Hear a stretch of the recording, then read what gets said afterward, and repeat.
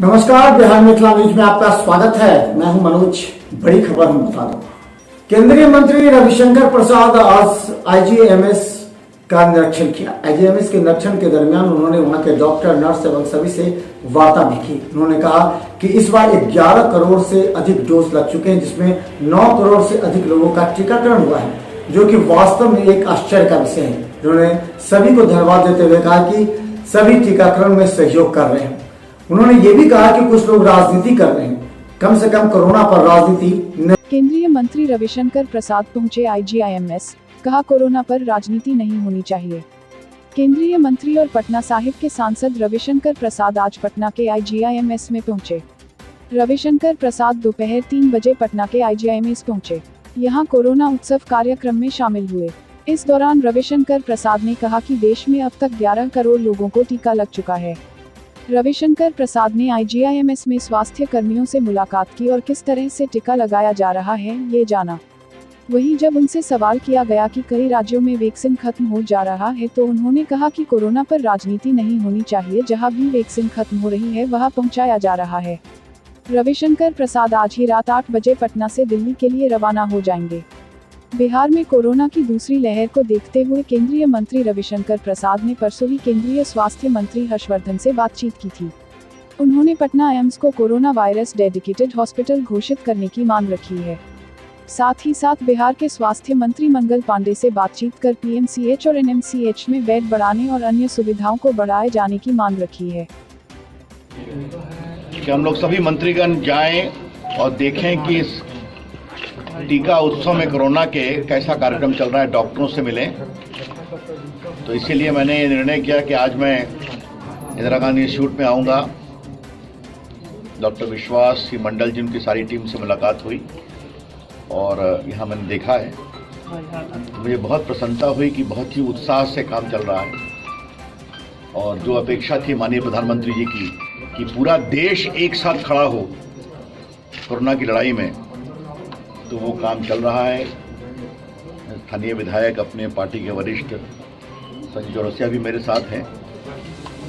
जो मैंने आज सुबह तक की जानकारी प्राप्त की है, देश में अभी तक 11 करोड़ डोज कोरोना के लग चुके हैं, 9.5 करोड़ लोगों को।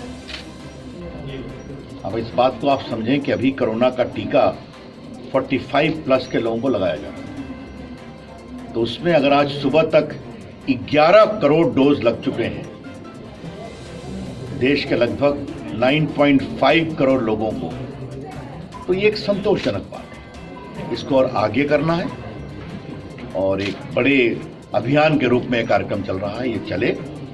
इसीलिए पटना साहिब मेरा लोकसभा क्षेत्र भी है, मैंने यहीं पैदा हुआ, यहीं पढ़ा लिखा, तो जब भी मैं यहाँ के किसी कार्यक्रम में जाता हूँ तो मुझे प्रसन्नता होती है। और इंदिरा गांधी इंस्टीट्यूट स्वयं में अच्छा काम करता है, मुझे मालूम, और बाकी भी सारी संस्थाएं लगी हुई हैं, इसके लिए लगें, यही मेरी शुभकामना। बिहार विधानसभा प्रतिपक्ष नेता तेजस्वी यादव आज जैसे ही पटना पहुंचे, एयरपोर्ट पर पत्रकारों ने उन्हें घेरा। पत्रकारों के कई सवालों का उन्होंने तीखा भी जवाब दिया। तेजस्वी यादव ने सीधा सुशील मोदी पर पलटवार किया। गौरतलब है कि सुशील मोदी ने एक दिन पहले बयान दिया था कि मधुबनी नरसंहार में तेजस्वी यादव के नजदीकी का हाथ है।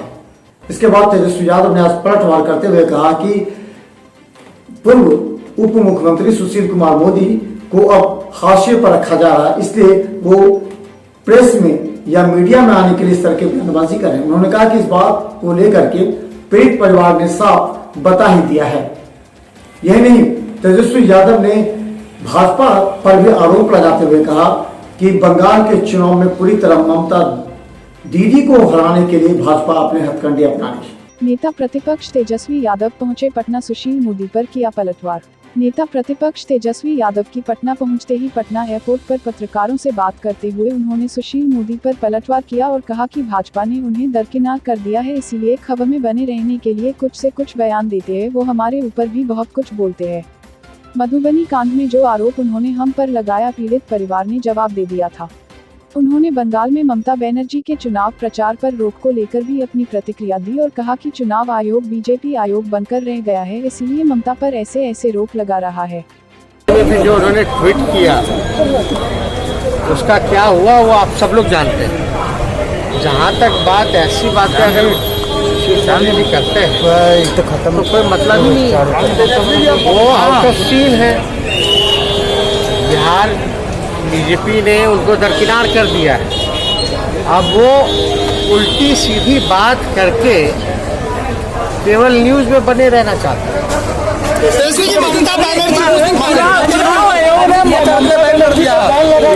लोकतांत्रिक फैसला चुनाव आयोग का है। चुनाव आयोग जो है अब रहेगी। चुनाव आयोग को जो काम करना चाहिए वो काम ना करके जो सत्ता दल के जो लोग हैं उसकी गुलामी कर रही है और एक बीजेपी के सेल के तरीके से चुनाव आयोग काम कर रही है। आप पर भी आरोप लगाया था सुशील मोदी ने कि आप संरक्षण दे रहे हैं अपराधियों को मधुबनी कांड में, ट्वीट किया था। अरे यार पता ही, जब उनके पिता का बयान आ ही गया है तो हमको सफाई देने की जरूरत ही नहीं है। जो बीजेपी विधायक का नाम आ रहा है, अरे पहले तो उनको धरपकड़ करना चाहिए। हम लोग तो मांग करिए, ये तो साथ भाई मीडिया के साथ ही हमारे साथ भी हमने जो बातें सुनी। बिहार में जदयू के द्वारा अब अल्पसंख्यक अध्यक्षों को जिलेवार चयन किया जा रहा है। इसे लेकर के आज बिहार के जदयू कार्यालय में अल्पसंख्यक प्रकोष्ठ की बैठक की गई, जिसमें उत्तरी बिहार और दक्षिणी बिहार के अध्यक्षों का चयन किया गया। इस मौके पर सभी ने अध्यक्षों के चयन पर राष्ट्रीय अध्यक्ष आरसीपी सिंह को साधुवाद एवं धन्यवाद दिया। इस मौके पर कहा गया कि अब अल्पसंख्यक की जो कमेटी बनेगी वो बूथ स्तर पर कार्यकर्ताओं को तैयार करेगी। हालांकि नए अल्पसंख्यक अध्यक्षों के मनोनीत होने से बिहार के सभी अल्पसंख्यक जनता दल कार्यकर्ताओं में खुशी की लहर। पटना जदयू ने बिहार में अल्पसंख्यकों को संगठन से जोड़े रखने और उन्हें मजबूत करने के लिए नए प्रदेश अध्यक्ष को मनोनीत किया, जिसमें मोहम्मद जमाल को उत्तरी बिहार और अलेक्जेंडर खान को दक्षिणी बिहार का प्रदेश अध्यक्ष मनोनीत किया गया। इस अवसर पर पटना जिला मुख्य कार्यालय में जदयू अल्पसंख्यक प्रकोष्ठ पटना की टीम ने फूल माला और शाल देकर स्वागत किया। इस अवसर पर जदयू अल्पसंख्यक प्रकोष्ठ पटना महानगर अध्यक्ष मौलाना शकील अहमद हाशमी ने बताया कि माननीय राष्ट्रीय अध्यक्ष आरसीपी जी और माननीय प्रदेश अध्यक्ष उमेश कुशवाहा जी की अगुवाई में नए अल्पसंख्यक अध्यक्षों के मनोनीत होने से बिहार के सभी अल्पसंख्यक जनता दल यूनाइटेड के कार्यकर्ताओं में खुशी की लहर है और प्रदेश अध्यक्ष की अगुवाई में बूथ स्तर पर संगठन को मजबूत करने के लिए हर संभव कोशिश की जाएगी। राष्ट्रीय अध्यक्ष श्री आरसीपी सर जी ने और माननीय प्रदेश अध्यक्ष श्री उमेश कुशवाहा जी ने बहुत सारे गुण इन लोगों के अंदर देखे होंगे और ये लोग पार्टी के बहुत ही पुराने कार्यकर्ता हैं, बहुत ही पुराने अधिकारी हैं, इसलिए बहुत उम्मीद के साथ इन लोगों को बनाया गया है। हम लोगों के गार्जियन हैं, हम लोग माइनॉरिटी के लोग, अल्पसंख्यक के लोग पूरे बिहार में इन दोनों प्रदेश अध्यक्ष जी की अगुवाई में बहुत तेज़ी के साथ पार्टी को मजबूत करने का काम करेंगे। शकील अहमद हाशमी, पटना से। जरा सोचिए, जब आम लोगों के फेसबुक अकाउंट से पैसे मांगे जाते हैं और बड़े साइबर क्राइम होते हैं तो लोग पुलिस की ओर निगाहें देती है, सरकार की ओर। लेकिन जब सरकार के ही मंत्री, सहकारिता मंत्री सुभाष सिंह के फेसबुक अकाउंट से उनके रिश्तेदारों से, उनके मित्रों से पैसे मांगने वाले गिरोह सक्रिय हो गए, इस बात की आज सूचना स्थानीय पुलिस को दी गई है। गौरतलब है कि सहकारिता मंत्री सुभाष सिंह के फेसबुक अकाउंट से लगातार पैसे मांगे जाने की सूचना मिली है। आज उन्होंने मीडिया को इस संबंध में जानकारी दी। सहकारिता मंत्री सुभाष सिंह के फर्जी फेसबुक अकाउंट से लोगों से पैसा मांगने का मामला सामने आया है। वहीं सहकारिता मंत्री सुभाष सिंह ने इसकी जानकारी देते हुए कहा कि मेरे फर्जी अकाउंट बनाकर लोगों से पैसा मांगने का काम किया जा रहा है। वहीं मेरे संबंधी और करीबी लोगों से पैसे मंगाने का काम किया जा रहा है, जिसकी शिकायत यूपी के एसपी पंकज कुमार को की है। वहीं सुभाष सिंह ने जानकारी देते हुए कहा कि कुछ लोग मुझको बदनाम करने के लिए फर्जी अकाउंट बनाकर पैसे मांग रहा है। कुछ पता नहीं चला, अभी सुबह से ही हम लोगों को भी पता चला। कुछ रिश्तेदारों और कुछ शुभचिंतकों के द्वारा फोन आया कि आपके नाम पर पैसा मांगा जा रहा है, आईडी बना लिया गया। हम लोगों को भी जानकारी हुई, उधर अखबार में भी, जैसे न्यूज़ में भी छप गया, सिवान में टीवी पर भी चल रहा है। तो उसी संदर्भ में हम कंप्लेन भी दे रहे हैं, एसपी के पास एप्लीकेशन तैयार कराए हैं। कि जांच कराया जाएगी कि कौन ऐसा आदमी फ्रॉड कर रहा है। तो वही रिश्तेदारों को और शुभचिंतकों को अपना कॉल करके फ्रेंड रिक्वेस्ट में और उसके बाद पैसा का डिमांड की हम तबीयत खराब है तो हॉस्पिटल में हैं, इसी तरह से कर रहा है। सोशल मीडिया के माध्यम से मांग रहे हैं। हाँ, फोन टेलीफोनिक कॉल किया जा रहा है सर, किन किन लोगों को सर ये कॉल किया जा रहा है? सबका मैं बिहार में व्यवसायियों के लिए जदयू ट्रेडर्स प्रकोष्ठ के द्वारा आज कोरोना टीकाकरण को लेकर के सभी व्यवसायियों को एकत्रित किया गया है और 45 वर्ष से ऊपर के व्यवसायियों को टीकाकरण दिया गया। कहा जाता है कि इस प्रकोष्ठ के अध्यक्ष ने कहा कि रेड क्रॉस सोसाइटी के अंतर्गत सभी को टीकाकरण किया जा रहा है।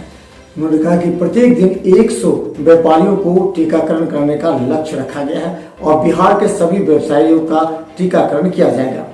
रेड क्रॉस सोसाइटी के संयुक्त तत्वावधान में 45 वर्ष से अधिक उम्र के व्यापारियों का आज से कोरोना टीकाकरण शुरू। बिहार में बढ़ते कोरोना संक्रमण के बीच जदयू ट्रेडर्स प्रकोष्ठ और रेड क्रॉस सोसाइटी के संयुक्त तत्वावधान में 45 वर्ष से अधिक उम्र के व्यापारियों का आज से कोरोना टीकाकरण शुरू हो गया है। इस कार्यक्रम में जदयू ट्रेडर्स प्रकोष्ठ के प्रदेश अध्यक्ष अशोक वर्मा और प्रदेश उपाध्यक्ष संजीव श्रीवास्तव भी मौजूद रहे। इस मौके पर जदयू ट्रेडर्स प्रकोष्ठ के प्रदेश अध्यक्ष अशोक वर्मा ने कहा कि वैक्सीन को लेकर तमाम जगहों पर भीड़ लगी है और ऐसे में संक्रमण का खतरा ज्यादा रहता है। बिहार के तमाम व्यापारी आए और सोशल डिस्टेंसिंग का ख्याल रखते हुए वैक्सीन ले। अभी तक 35 लोग वैक्सीन ले चुके हैं। हमारा टारगेट एक दिन में कम से कम 100 लोग कोरोना का टीका लगवाए। पहला ऐसा प्रकोष्ठ है जिसने व्यापारियों के लिए एक अलग व्यवस्था किया है और इसका पूरा श्रेय हम अपने प्रकोष्ठ के अध्यक्ष अशोक वर्मा जी को देते हैं और साथ ही साथ अपने इस बिहार के मुखिया नीतीश कुमार जी को भी देते हैं, जिन्होंने पूरे बिहार को कोरोना मुक्त करने के लिए एक विशेष योजना बनाई है और उस योजना के तहत जदयू ट्रेडर्स प्रकोष्ठ आगे बढ़ रहा है और पूरे व्यापारियों को अच्छी सुविधा के साथ समय से यहाँ कोरोना वैक्सीन दिया जा रहा है। ठीक, कोरोना को लेकर जो गाइडलाइन है कि सभी लोग पूरी तरह से कोरोना के गाइडलाइन को फॉलो कर रहे हैं, मास्क पहने हुए हैं, सोशल डिस्टेंसिंग का पालन करते हुए वो लोग इस कोविड वैक्सीन को लगवा रहे हैं।